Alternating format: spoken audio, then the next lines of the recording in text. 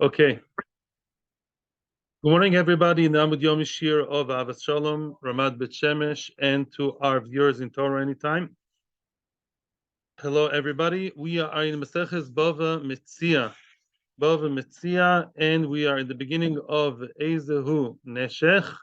Okay, so Omar Rove. We are in Daf Samech Aleph Amud Aleph.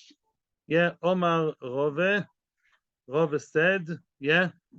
Okay, we did a bit yesterday. We'll revise today. Omar Rove. Yeah, this year's Le'ilu Nishmat Tovimoyer Menachem Ben Akiva. Omar Rove. The Gemara asks the following question: Lama li the cost of Rachmono? Why did the Torah have to write Lav beribis, Lav begezel, Lav beoino? Why did the Torah have to write three different isurim that are basically more or less of the same idea? There are three isurim in the Torah. One of them is ribis, to take interest. The other one is gezel. The other one is gezel, which is not to steal, of course. And Lav beoino, what's oino? There's a prohibition of overpricing or underpricing, selling something below, or way above the market price is also is forbidden. And the question is, at the end of the day, there's one clear common denominator by all three, and that is that you take away your friend's money.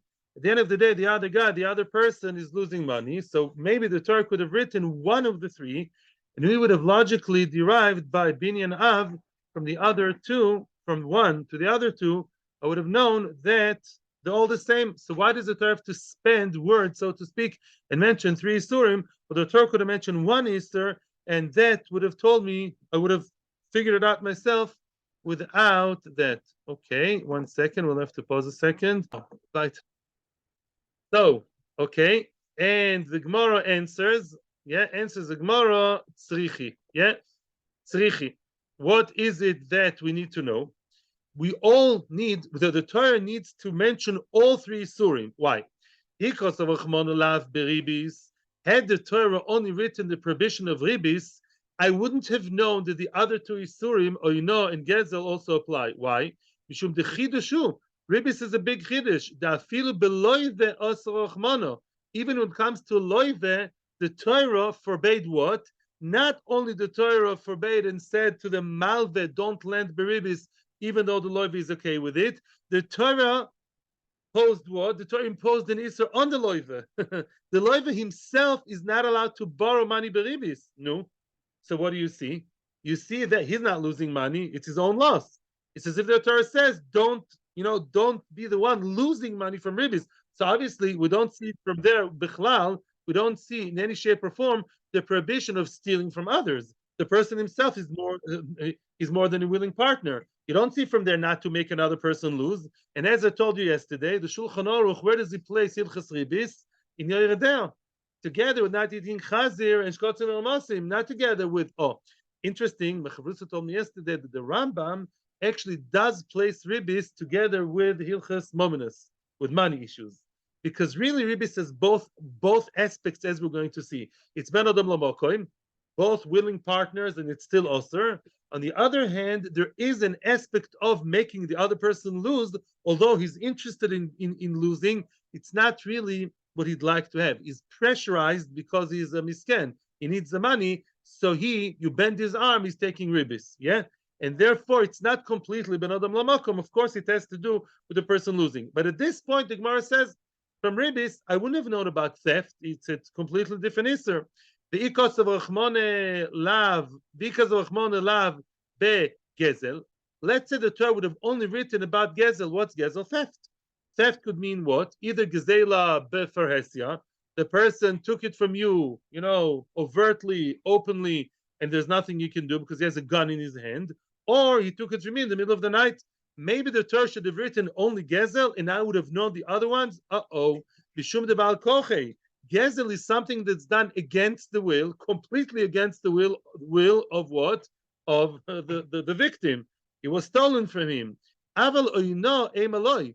Oyno is different. Now, oyno is more like cheating, underpricing, overpricing, not telling the person that everybody else in the market has it for cheaper. But Lamaisa, the oyno is not against his will openly. You're not stealing. It's not a blue collar crime, it's a white collar crime. In other words, you're not telling him all the facts. But the mice, it's not called bal koch. It's not forcing anything out of his hands. Maybe that's not. Maybe that's allowed, right? It's not mamish an outright lie. Yeah, you're playing around. Maybe that's allowed. I wouldn't have known that. The third one. We have three balls to juggle with all the time. The ikas of achmon ela boino. If the Torah would have written only oino, why wouldn't have I known the other ones gzela and ribis? Mishum de lo yoda the mochil, which means the oino. Funnily enough, oino is the odd one out in a way. Oino is the only one where the person is completely unaware of what's happening. When a person, somebody stole from him, he knows. The guy came with a big gun and a mask on his face. He knows that all his credit cards were stolen, right? That's a fact, right? And maybe he'll be moichel. Maybe he'll be miyash. Okay, go talk to the police in this country. Moichel, miyash, he's aware of what's going on. Yeah, there's knowledge here. Or even he wakes up in the morning, he sees stuff is missing from his house. The ribis guy, of course he knows what's going on. He's a willing partner. The oino is the only guy who thinks he knows everything and he doesn't. So he's not moichel, right? He's not aware that everybody else in the market sells the phone for half the price, right? So maybe that could have been worse. Therefore, I wouldn't have known any one of the three wouldn't automatically reflect on the other two. That's why the Torah had to write all three. Each one has unique characteristic that the others don't. However, the Gemara doesn't give up. And the Gemara now asks, the Gemara develops the question. The Gemara asks, wait a minute. Chada michada loy asya. One from one we don't learn, which means if the Torah would have written one of them, I wouldn't have known the other two. But now, teisi chada mitarti, the Gemara wants to suggest maybe we should learn one from two, which means maybe out of the three isurim that we're playing around with now, what are they? Gezel and ribis. Maybe the Torah could have missed one. The Torah could have maybe, not mentioned one, and the two would have taught us about the third one. Because we're asking, why does the Torah have to be so verbose? The Torah has to be very concise. Why does the Torah mention all three? Mention two, and from those two we can learn the third one. And you know what? We're going to stay with that till the end of the sugya. Okay, let's play the game again. Let's see what's going on. Let's see. Hi, Tasi. Okay, which one would you omit and let the other two teach? Teach about it. Hi, Tasi. Which one would you learn? Says the Gemara. Okay, loy lichtov rachman lav beribis. Erase ribis. Suggests the Gemara. Don't mention ribis. Loy lichtov rachman lav beribis. Don't mention ribis. Betesi mehanach. And ribis would be automatically derived, reflected upon from the other two. From who? Oino and Gezel. Obviously, that's not true. The Gemara right away answers, Mapitom. No. Malehanach. The other two are different. Sheken Shaloi Midas. The other two is not a willing partner. The Oino, Stam Misken, doesn't know what's going on. The Oino is a naive guy whom you are cheating, overpricing. The guy you steal. But Shenken Tomer Beribis de Midaite. No. The Ribis, of course not. Ribis is a willing partner. He sits there by the lawyer, by the bank, and he's signing the documents as he's taking a loan, absolutely with his own das. I wouldn't have known Ribis from stealing. That's by the goyim. Yes, goyim. Let's imagine the name of a goyim. Tim McKent, whatever. Let's say goyim. They all know conceptually not to steal and not to overprice. Interest, of course, it's fine in their eyes, right? If not for the Torah Kedosha telling me Ribis, I wouldn't have known. That's what the Gemara says here. The Torah has to tell me that. Now, says the Gemara, okay, let's try to now juggle the balls differently, rearrange it differently. Skip oino, don't mention no. Maybe if the Torah would have written Gezela and Ribis out of automatically known oino, says the Gemara, no, that ain't working. That's not going to work. Why? The other two, in other words, in Ribis and in Gezela, the person, I'll say it in my own words, it's not a way of mekach umemkar, it's not a way of negotiating, it's not part of the business world to do that. Ribis is very common. For Ribis, it's not a proper give and take. That's a very unfair thing. You're pressing a person, right, who needs the money, and he's giving you more money for nothing really. And that's not give and take. And Gezela is downright thief. Masha'en ken, when it comes to a person who is paying too much, says Rashi, and I'm very happy to see that Rashi here says, Rashi, no. A lot of people pay much more, right? Sometimes people pay a lot of money for a specific product, which is worth less. In other words, it's a very relative thing. You said about your house, right? We saw in the previous Mishnah, who was the Tana? It was the think Rabbi Yehuda, and he said that really a lot of different items, such as jewelry or a good animal, working animal, the all these things, they people would pay much more. There's no ino. In other words, ino is a very flexible thing. You really need a cup of water in the Sahara Desert. You pay thousands of shekels for that because you're really thirsty. So it's not such a cut. It's a clear cut thing. People, it's part of the business world. So maybe would be okay if not for the Torah, it's not okay. Okay, so the kids are so far too have to be there. Ribis has to be there. I wouldn't have known Ribis because it's a willing partner. I wouldn't have known right? I wouldn't have known because it's business. Ella, here comes the punchline. Lo lichtov rachmon lav begezel v'teisi mehanach. Let's omit gezel. If the Torah wouldn't have written gezel, I would have known it from the other two. I would have known it from the other two, from oino and from ribis. Why?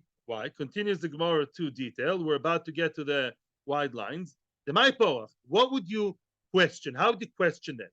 Mal ribis sheken chidush. Ribis says a chidush that is a very, very willing partner, and even he, the loive, has his own prohibition. That's like eating chazir, schmaltz, and goisha, tochiach. Wait, hey, excuse me. He's not a willing partner. You're pulling the wool over his eyes. If you're cheating, that's what it's also. Mochil. On the other hand, is different to gzela. We're trying to derive gzela, he's no idea. But gzela, he knows what's going on. He was moichel, miyayish at some point, But he's not. He doesn't know what's going on. Ribis tochiach. Ribis is very moichel. Ribis imamish signs that he's a willing partner. Upa, really? Yes. Chazar hadin. Now the din is different. Which means both oino and ribis, each one has a pro and a con. Each one has something to teach gzela, each one doesn't. At the end of the day, when you calculate the whole thing together, the two items, atzad shavish shabahen, what's the common denominator? Sheken goizloi. At the end of the day, you can use many nice words. You're taking money from the guy, also by ribis. Here's the Rambam. Ribis at the end of the day has an aspect of gzela. At the end of the day, even though he's a willing partner, he's pressurized to do that. Nobody pays ribis because he likes to, right? And at the end of the day, when it comes to that's very white collar theft, changing prices, the ribis is also something that causes a friend to lose money. Okay, ani avi gezel. I, with my own little mind, I would have figured out myself that gzela is osir. I would dare adding, though I don't dare saying it because I'm not big enough to do that. Gzela is even a kol sheken, I would say, right? If all these white collar businesses are osir because you cause him to lose money, all the more so to go to his house and steal from him, of course, is osir, right? That's very simple logic. Says the Gemara, Amri hachinami, you are right. Ein hachinami. Third line from the bottom of the page, hachinami, you're right. The words loy tigzoil, when the Torah says do not steal, it's redundant. Oh, so why did the Torah write it? In other words, I would have known it from the other Isurim, right? Because I have the general idea of not causing loss in any shape and form. So I know not to steal. Frag the Gemara, elalav begezel, lamali. So why did the Torah write do not steal? I can figure it out already from Ribis and I know. Answers the Gemara, lekoivesh schar sochir. It's coming to tell me something else. Let's say you owe money to your worker, you owe money to your Jewish worker, and you're koivesh. What's koivesh? You hold back. Like lichbosh, like to oppress. Like to conquer, which here means you hold back. You hold back your salary. You have the money. I'm not going to all the details. There are details in there, but Lamaisa, there are quite a few isurim for people who hold back people's salary. I don't want to stand on my soapbox now in Torah anytime, but I'm saying, unfortunately, by some from people, they're not aware of how bad that is, and they do that. So, anybody involved, please, anybody out there should know that's a very severe thing to hold back the money. If you have the money and you promise them the money at a specific time, and you don't do that, then it's a very big, severe isser. And for that, the Torah wrote, Kovish Char Sochir, lo tigzol. Says Rashi, why wouldn't have known lo tigzol from where? From the other two, from ribis and from Says Rashi, very good. Look at the last Rashi. When I hold back the money that he's owed and I promised him, he never had the money in his hands yet. I'm not stealing from his hands. By ribis, and I took money from him. I took extra money. I lent him 1,000 and ended up with 4,000. Mashkanta. Yeah, I took money that was already his for sure. And also he put the poor American tourist, which sell the phone instead of 400 shekels, 800 shekels, he took out of his pocket extra 400 and gave me. That we know is Osir Kol Shekin Gneva. The Kovish Char Sochir, as immoral as it is, I didn't take money from his pocket. I did not give him the money that he's owed. I kavashti. I held it back by me, owed to him. I didn't. It's not in a deficit. It's a potential deficit. 1 second. There's a line. Sorry. There are lots of questions here. And therefore, I wouldn't have automatically known that. Therefore, comes the Torah and tells me, listen, Kovish Char Sochir is also forbidden, and that's called Lo Tigzol. Give me 1 second, please, and then I'll hear your questions. People here in the room. 1 minute. Sfrag the Gemara. Why do you need the Lo Tigzol to tell me not to hold back people's salary and wages? Schar Sochir. There is a clear pasuk. There's a pasuk in the Torah speaks out what's behedya outright, black and white, explicitly, black and white. It says lotashek sochir oni ve'evyon. Oh, it says don't be oshek, lashok. Don't hold back a form of theft, the sochir, the schar of the poor man. By the way, it's not only poor men; it can also be rich men. By the way, but like 3 different isurim. So Lamaisa, why do you need an extra one? Says the Gemara, yes, we do. Laver ola b'shnei lavin. Full stop. Yes, sometimes the Torah wants to, many times, we see it by the Ger, we see it by Pesach, we see it by many times, the Torah does impose an extra love on a person on the same Avera, that if the person does the Avera, he's really over to his Chayav and 2 charges. He's over Lotashuk Chakochir, and he's over Lotigzol. The person who holds back the money for no good reason really is over, besides Lotashuk, also over, is over Loi Tigzoil. Okay, I have what to say here, but there's a round of questions now, so we're going to stop the camera, but stay with us, Torah, anytime, people. Nicer. I'd like to add, before we continue, a note from the Ritva. We saw something interesting in the Ritva here, and the thing is like this. Macharu asked a good question. If you calculate, you summarize everything we've seen till now, what are you really telling me? Why did the Torah write Lo Tigzol? To add an extra lav on the person who holds back money, the salary, right? The Lotashuk, right? The guy who holds back the wages. So really, and the person who steals from someone's house, we don't need the Isser Lo Tigzol. We know that it's also to steal from someone's house. Why? From where? From the 2 other Isurim, Ribis and Oino. So the Chavrusa says, wait a minute. You want to tell me, let's say that a person who steals from someone's house is not over Lo Tigzol? Yeah. In other words, there's no Isser in the Torah as of itself to steal. We only learn it from other Isurim. It's that's what it seems to be coming out. Shita what? It's not so simple. Let's say you want to warn the guy. There's no straw mominous, but let's say you want to warn the guy. Hey, you're about to steal from someone else. You're over on Ribis and Oino. You look like crazy. No, but why? But now the Torah is telling me, the Gemara is telling me, Lo Tigzol is not necessary for that, for Gzela itself. Gzela is necessary for what? Only for Lotashoik. But the Gzela itself, the title, if you want to give a title to each action in the picture book of Tarek Mitzvahs, it sounds like the guy who steals. What is he over? He's not over Lo Tigzol. He's over the combination of Ribis and Oino. It's just kind of weird. Says the Ritva. You can say a lot of things, and it's nice, Ritva, nice. So the Ritva says like this. No, says the Ritva. Once the Torah told me that to hold back wages is Lo Tigzol, Kol Sheken, the guy who steals mamish from the house, is also Lo Tigzol. Get it? Once we know that a person who's a passive ganav is over Lo Tigzol, Kol Sheken, the active ganav who goes to your house, burglar in the middle of the night, Kol Sheken is over Lo Tigzol. But alone, just for Gzela alone, I wouldn't have to written it. Once it's written to be machmir on the oishek, on the guy holding back, We take a wagon ride and we say on the bandwagon and we take a ride and we say good. Also, the real thief, kol shekain, is over latigzol. So back to normal. So a person who steals is over latigzol. Let's continue. Now, frag the Gemara. Okay, you want to tell me you want to impose and add an extra lav for what? For the guy who holds back the money? Why? Why?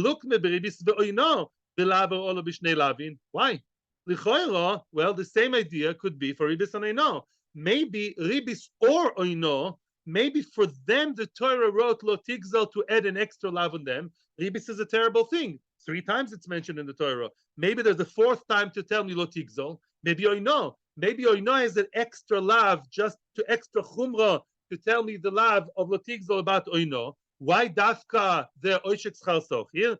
And says the Gemara, dover lomed min yonoi. One of the Yudgim Lamidas, dover lomed min yonoi, which means it's in context. That's how it's said in English.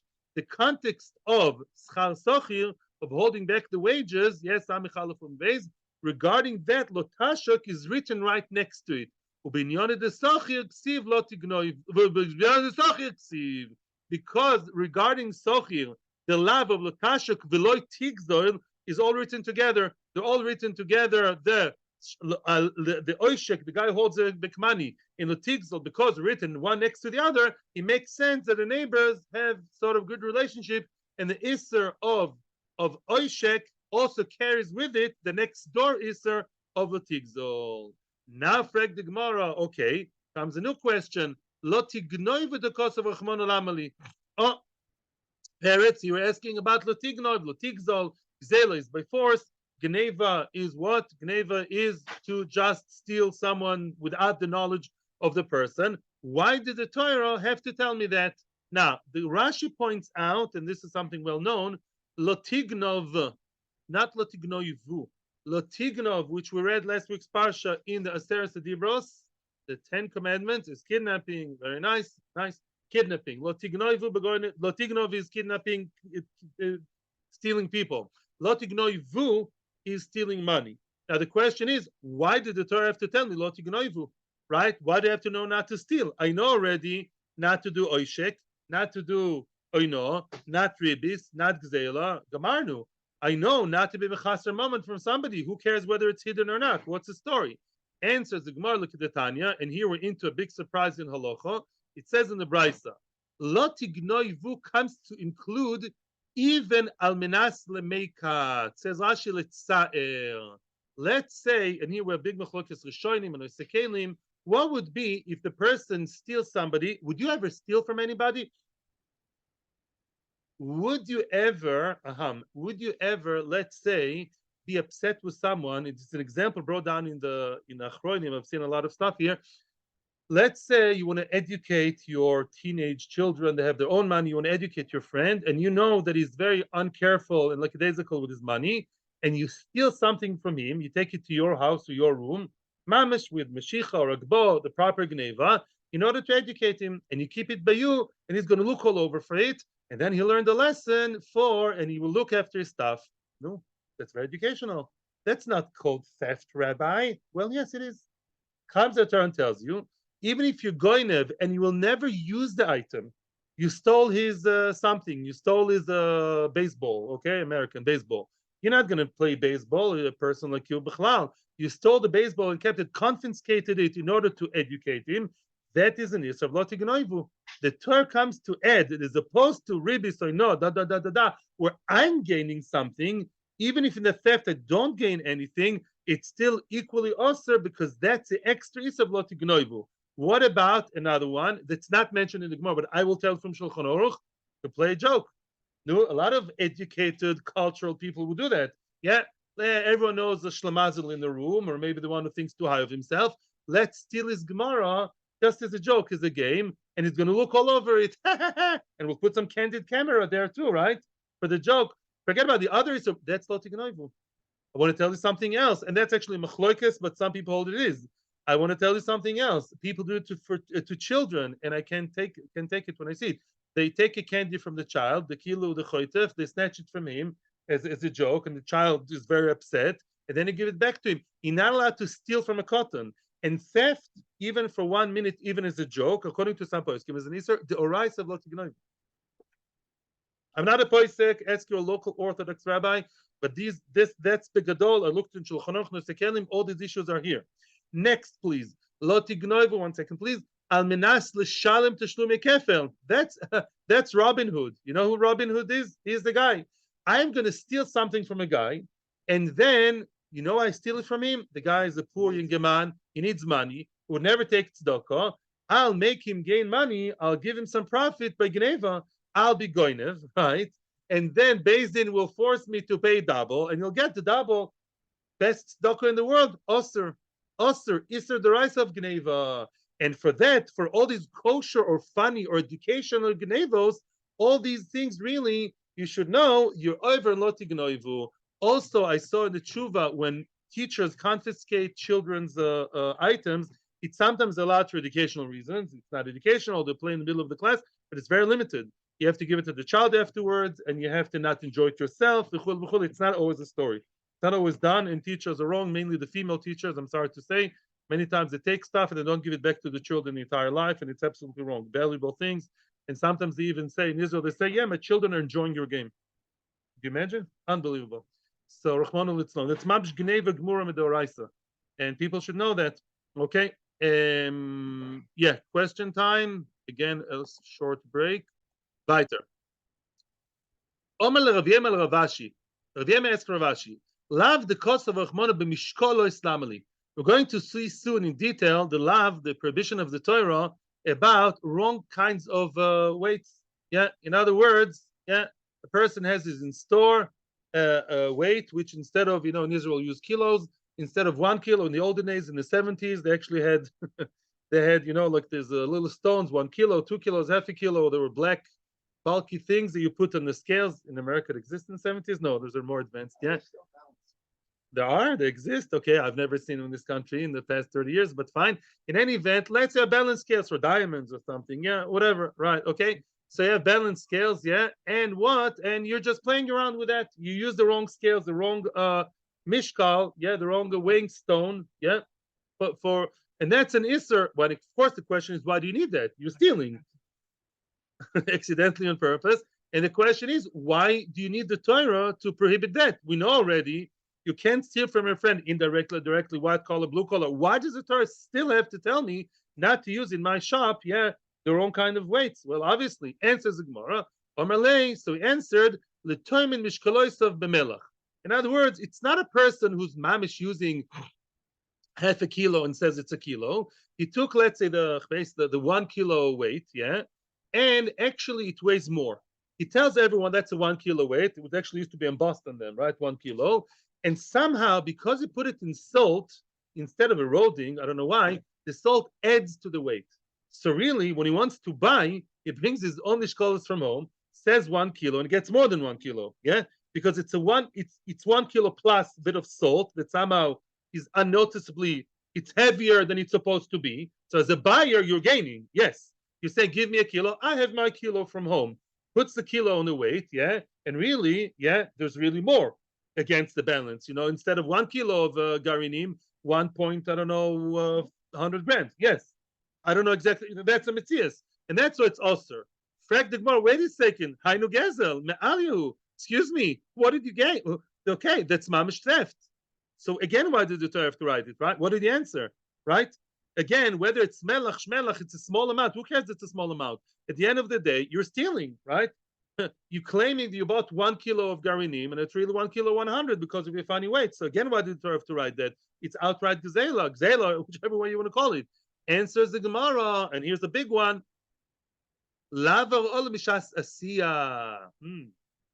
Let's say in the middle of the night, in the dark, what did you do? You took the weight and you played around with it. With your weight, with your scale, you played around with it and did not yet use it.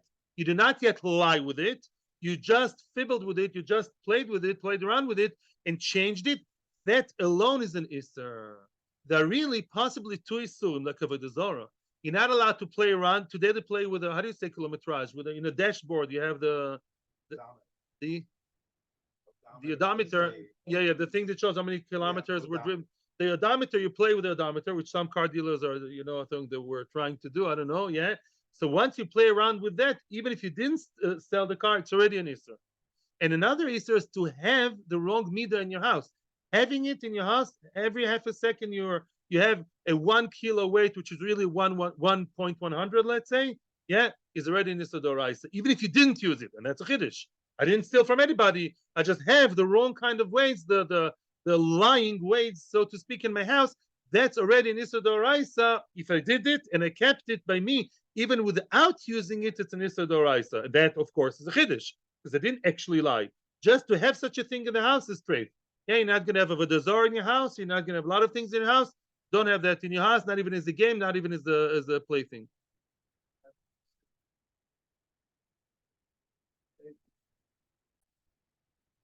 Okay, Yitzchak here is pointing something good. What's written out in the Torah outright is lo hiye lecho. You should not own it. But to make it before I own it, let's say I make it for somebody else.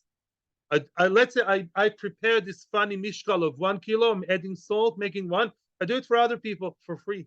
I volunteer for cheating.com. Yeah. And I don't do it in my house. That alone is osir. You understand what I'm saying? To play around with the weights, yeah, without owning them, that's the chiddush over here. If I own them, keep them in my house, that's another isur, and that's, as you correctly say, is written in the Torah. Two different isurim. Now, okay, very good, very good, very good. Now, Tono comes the Bryce and tells me, Lotasu ovel, yeah, do not distort, do not do ovel, do not do any misjudgment. B'mishpat, yeah, ovel I would say is injustice. B'mishpat, when you judge, okay, judging is nothing to do with me taking money, the Rishonim say.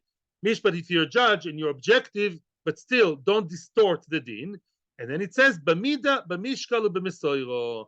B'mida, mishkal, and mesoiro are three forms of measurements, and with all three of them, you're not allowed to cheat. Now the Bryce is going to elaborate.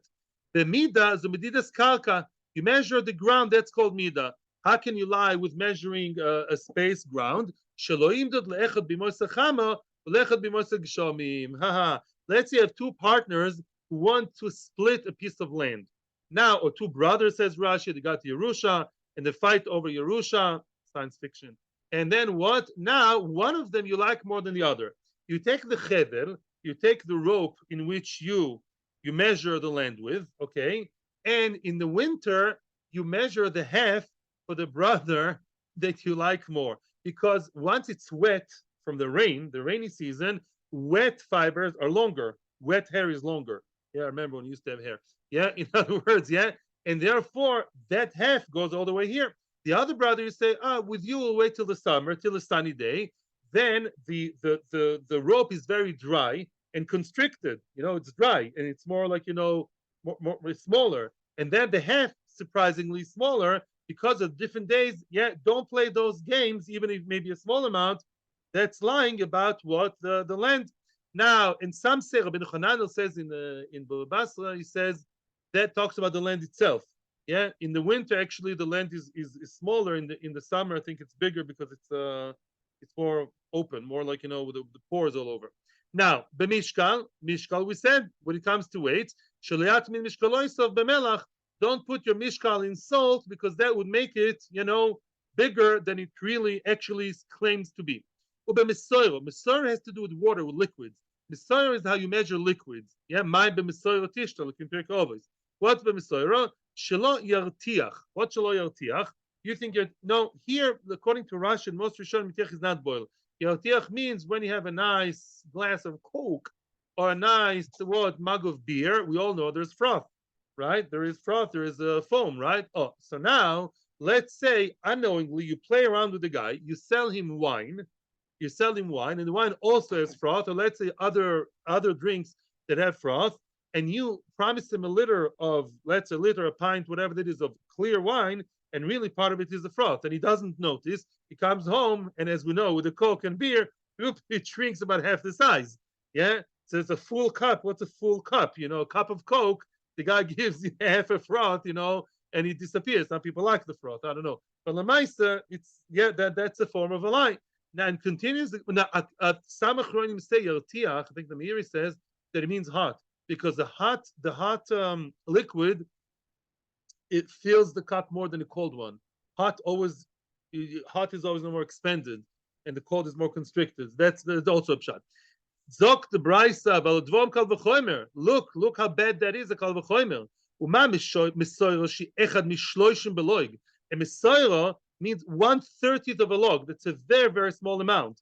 And even then, Ikpidal of Torah, even when you sell your friend wine or Coke or beer for a very small amount, and still the froth makes a difference, unless he likes the froth, I don't know. But if he wants pure beer or Coke and you give him impure with a bit of the froth and you run away quickly, so then what? That's also even a small amount. Even that, Kal V'chomer, all the more so, Lehin, the Chatzi, and the Shlishi saying all bigger amounts. The Revi saying the Log, the Chatzi Log, the Revi Log, the Kitzer, all the much, much bigger amounts of water or liquids or wine or beer. If you sell them, all the more so, how much you have to be careful. If the Torah talks about a small amount, you have to be very, very careful when you sell to always measure. And by the way, if you remember the Gemara in Bava Basra around Tzadi, around there, the Gemara said it's always better, and it's not just a suggestion. I think it's even halacha to always give a little bit more.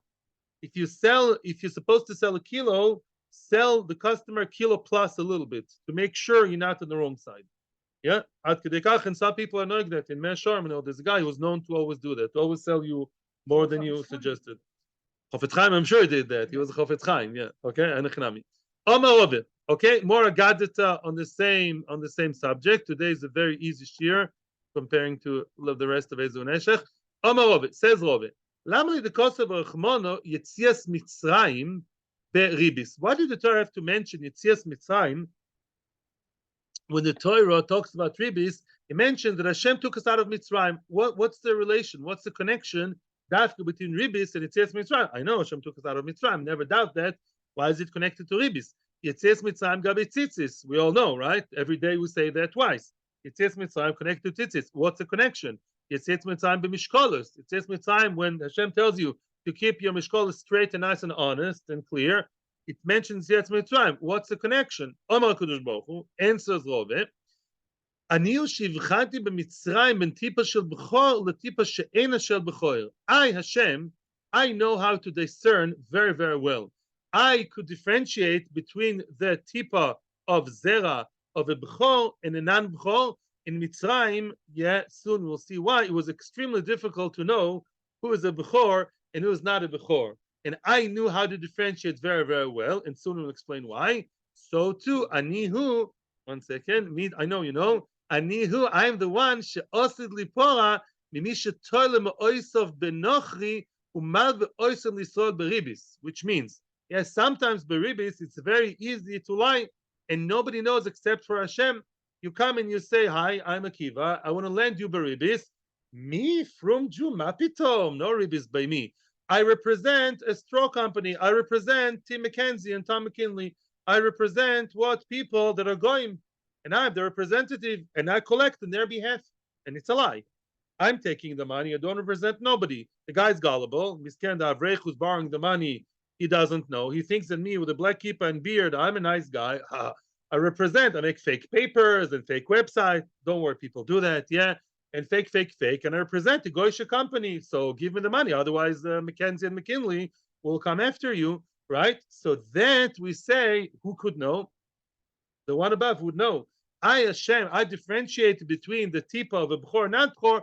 I know very well if you're playing a game or not. What's the story with Mitzrayim? As we know, Mitzrayim was a very promiscuous society.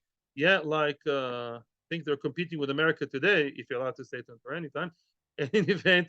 But it was really, really bad over there. And you'd have one married woman, a mitzvist, and she would have no less than Rashi than 10 friends, male friends outside the marriage.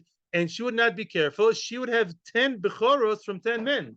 So you can have one woman, having 10 children, and they're all bechor from the father. And nobody knows because she hides it from her husband. He thinks it's his children. But really, they're all 10 bechoros from her 10 friends. What? Encounters, from their stories. So then Hashem says, well, I knew very well to kill all of them, even though nobody else knew that they're bechoros, except for, I guess, the mamzerim themselves and the parents. And therefore, I, Hashem, know how to differentiate. I saw a beautiful Marashah. The Marashah says, sometimes we forget with the whole story of Yetzias Mitzrayim, all the drama, what was the interest, pun unintended, What was the idea of the Mitzrayim of subjugating us in Mitzrayim? Think very simple, very goyish mind. One word, money. It wasn't the only thing, but it was a lot of it. Free labor, free labor. We built them beautiful cities for free. Who wouldn't want that? At the end of the day, the Mitzrayim wanted to get easy money, slavery. I'm not talking here about, politics, America many years ago. Yeah, politics, money. Yeah. Says the Maharsha, you think you'll make a quick buck? You think that what? You'll be like the Mitzrayim who wanted easy money? What happened in the end? Makas Bechoros. Why Dafka Bechor? The Bechor in halacha is the one who's the richest. I'm saying within the Jews, the Bechor gets Pish 9. So the Bechor suffered. In other words, the financial power, the leader of the family, the financial wisdom, the Bechor, he lost to Shon Mitzrayim, wanted to make quick money, and at the end of the day, all the gold and all the silver was taken from them twice, and the Bechoros died. So you think you'll make a quick buck, you make easy money, because ribis is very easy money. You lend 1,000, it grows on the ribis tree. No. Hashem will make sure you lose all your money. Okay, more questions, a little break, and we continue. Yeah. Okay, let's continue. Now, next one. Okay, that's the one. Obviously is a liar. And Hashem says, you think you can lie to Reuven, Shimon, and Levi? Yes, you can't lie to me. Says Hashem, I knew exactly who's a Bechor, is not a Bechor. I know exactly who has a kilo and who has a kilo and a half and says it's a kilo. Next one, white tzitzis. Oh, tchelis, which some people wear today, tchelis is a very, very expensive dye. Why? Tchelis comes from the fish, chilozon, big questions what it is. Lamaise, it comes out to Yabasha once in 70 years. It's a very expensive dye to be produced from the blood of that fish, v'chule. Very expensive. In the times of the Gemara, everyone wore tchelis. Some people didn't have money, didn't want to have money. They would take a much, much cheaper, non-kosher, alternative called kala ilan. Kala ilan is a cheap one, the chemical one from a tree. And they would say, it's tchelis. That's my tchelis. Looks exactly the same. And they lie to everybody to go to the cheder, to register the son, shiduchim, everything, to become Rosh Yeshiva. They lie through life, saying, what I wear is kosher madrin tchelis with a stempel. They lie. Who knows? Somebody knows. And he is the one who was mavchin in Mitzrayim between the Bechor and the non-Bechor. Ravina, okay? Now we continue till 5 more minutes. Ravina ikla l'sura de pras. Ravina came to a town called Surah over the Euphrates. There's a regular Surah and Surah over the pras. Okay. Omar le Rav Chanina misura de pras le Ravina. The Talmid Chochem there, Rav Chanina, who lived in Surah de pras, asked Ravina, Yetzias Mitzrayim the cost of Rachmana Gabi shrotzim lamali. When the Torah tells us, one of the times the Torah tells us not to eat shrotzim, bugs, treifa fish, all kinds, creepy crawly, and those things are also to be eaten. It says, I Hashem who brought you up from Mitzrayim, Malami Mitzrayim. What's the connection between not eating shrotzim and the Exodus? Amar lei, so he answered him. Ravina told him, Amar Kadosh Baruch Hu, Ani ushivchanti min tipa shel b'chor l'tipa she'ena shel b'chor. I, Hashem, was very careful. I had my lab test, so to speak, to know who's a b'chor, who's not. And he also said, Lipora, I will punish mimi sheme'arev kar v'dogim tmein, b'kir v'dogim tehoyer in rochon Israel. Oh, it's not so easy to cheat when it comes to selling pork. I saw in Europe, I lived there, a piece of pork, you can't say that's kosher mehadrin, but that's chicken. What about the whole balagan of schmaltz and all kinds of ends, the bits of pieces of fish?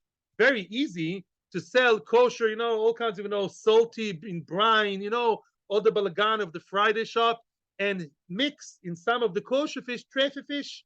Why not? You got some treifa fish for free. Maybe they're cheaper. Okay. Yeah, no market here in the Jewish society. And therefore, he mixes some of the treifa fish together with the kosher fish. He puts a nice stempel, Badatz the Charedis, Badatz Lando, Badatz Kehilas, and good. And he sells it. Who would tell? Nobody would tell. It's all mixed with the taste. If you're not a real connoisseur, you don't look at every little fish color of a fish. So, what's the problem? Somebody up there knows. Yes, somebody up there knows, and he's the one who was mavchin between one drop of semen to the other. He knows very well. Now, he sells it to people. He's machti the rabbi, much worse. Unfortunately, very tragic stories all over the Jewish world. People who sell treif chicken. We all know about that. Omar lei, But the conversation continued, and he said, "No, ano hamalek kashili. I did not ask your rabbi why it says Mitzrayim, but why, as opposed to ribis and tzitzis and mishkolos, here the Torah uses a different word. It says hama'aleh. I, the one who brought you up, who figuratively lifted you, brought you up from Mitzrayim. Why does the Torah use that loshon of bringing you up, elevating you, dafka regarding the tray for fish, and not regarding ribis and tzitzis and all the other things? Why is it over here? Why did the Torah write, I lifted you, so to speak, from Mitzrayim, only regarding the shrotzim? Amalei, Ravina answered that too. It says in the house and yeshiva of Rabbi Shmuel, if I took Israel out of Mitzrayim, if only for that, wow, if only for the Jewish nation, not be a nation that are eating shrotzim, all kinds of disgusting, fish creatures, sea creatures, and seafood, and all that. That alone would be kedai to take them out of Mitzrayim. Omar Lei, is that so? I mean, we all keep kosher, but not eating treifa fish, you get more sachar, more compensation than ribis, tzitzis, and mishkolos, because those three, we don't mention lifting, we're just saying getting out. Why is eating shrotzim lifting and uplifting? It makes us better than goyim, more than ribis and mishkolos and tzitzis? Why? Omar Lei, yes. Nobody says that a frum Jew who doesn't eat the treifa fish gets more sachar than a frum Jew who doesn't learn beribis, tremendous yitzhar hara, who does more tzitzis, who plays with the mishkolos. Nobody talks about schar min shamayim. Schar of shamayim is equal possibly in all of them. However, what's the unique point of the shrotzim? They're more disgusting to eat them.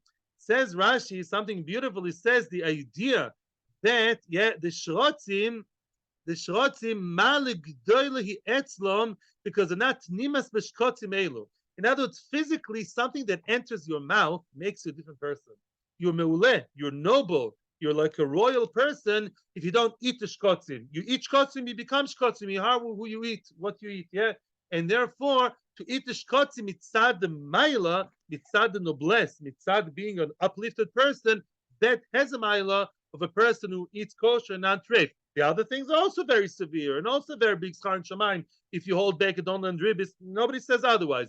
But that special milo, being noble and uplifted, is dafka by eating kosher, especially not eating shrotzim. They're really disgusting. Unfortunately, there are people who eat by the goyim. They eat mamish ants and flies, shigana. And therefore, that's the mile of that. Thank you very much. It's Loch Rabba. See you in YouTube and Torah anytime. And you can review. Thank you. Have a great day.